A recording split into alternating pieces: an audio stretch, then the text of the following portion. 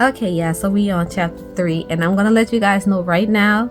I skipped ahead. I didn't read ahead. When I say I skipped ahead, I mean I flipped pages so I can see. I like to see how long the chapter is before I finish, before I start.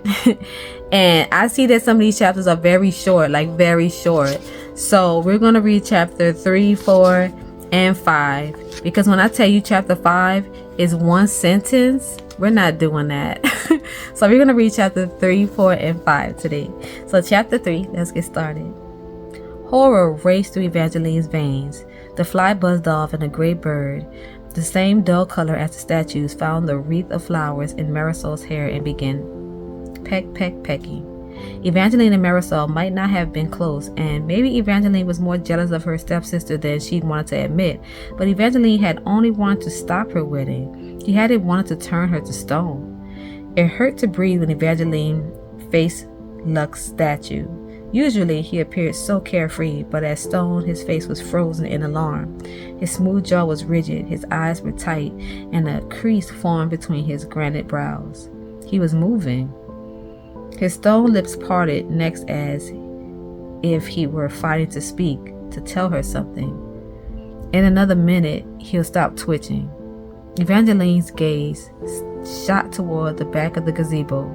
Jax leaned casually against a trellis covered in cloudburst blue flowers and bit into another brilliant white apple. He looked half bored, young noble, half wicked demigod. "What have you done?" Evangeline demanded. "Exactly what you asked." Another bite of his apple. "I made sure the wedding didn't happen." "You need to fix it." "Can't." His tongue was laconic, as if he'd already grown tired of this conversation. "A friend of mine who owed me a favor did this. The only way it can be undone is if someone takes their place." Jax cut a look toward a patch of grass next to the gazebo, where a brass goblet rested on an aged tree stump. Evangeline stepped closer to the drink. "What are you doing?" Jax shoved off the trellis, no longer indifferent as Evangeline eyed the chalice. As she drank from it, would it fix everything? "Don't even think about it." His voice turned sharper. "If you drink that and take their place, no one is going to save you. You'll be stoned forever." "But I can't leave them like this." Although part of Evangeline agreed with Jax, she didn't want to become a garden statue. She couldn't even bring herself to pick up the goblet as she read the words etched onto its side. "Poison. Do not drink me." The smell of the sulfur wafted from it, and she wasn't even sure she could drink the foul liquid. But how could she live with herself if she let them all remain cursed? Evangeline's eyes shot from the bird still pecking at Marisol's wedding crown, then back to Luck and his frozen plea for help.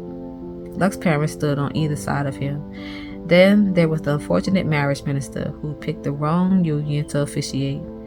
Evangeline didn't want to feel bad about Luck's 3 friends or about Agnes, but even though her father had not married Agnes for love, he would have hated all of this.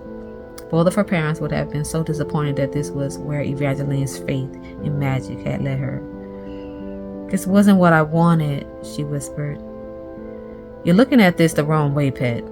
Jax dropped his half-eaten apple, letting it roll across the gazebo floor until it hit Luck's stone boot. "Once the story spreads, everyone in the Meridian Empire will want to help you. You'll be the girl who lost her family to the horrible fates. You might not get Luck, but you'll forget about him soon.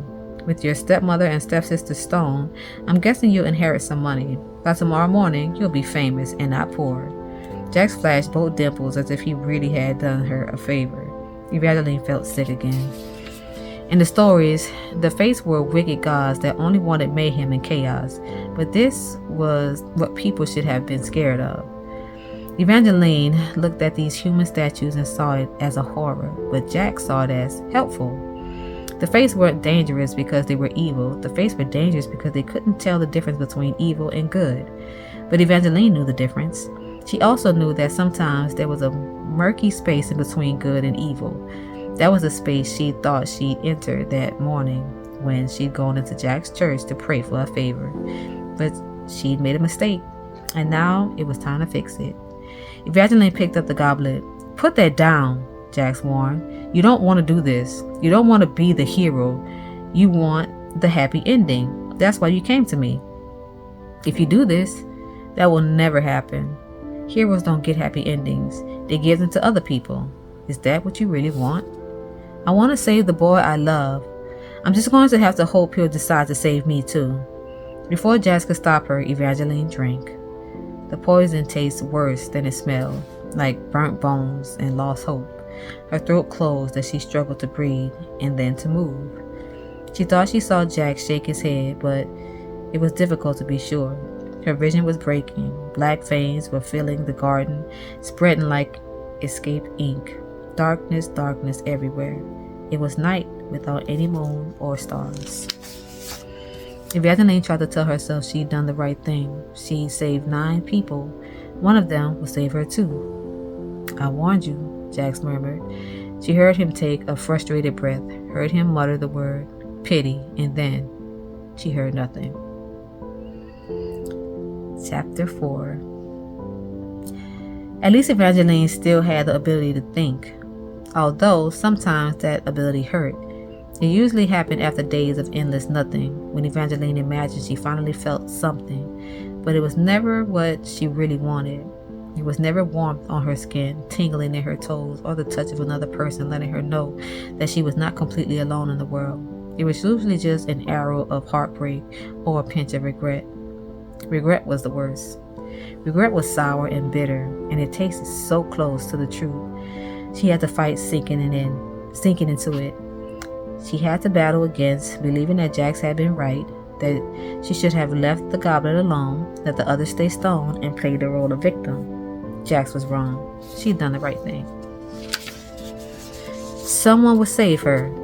Sometimes, when she was feeling especially hopeful, Evangeline even thought that Jax might come to rescue her. But as hopeful as Evangeline was, she knew the Prince of Hearts wasn't savior. He was the one people needed saving from. Chapter 5. The one sentence chapter. And then Evangeline felt something that was not heartbreak or regret. That's it. Wait. What? Wait. Sorry, my light fell. I'm not feeling this. What? Oh, come on.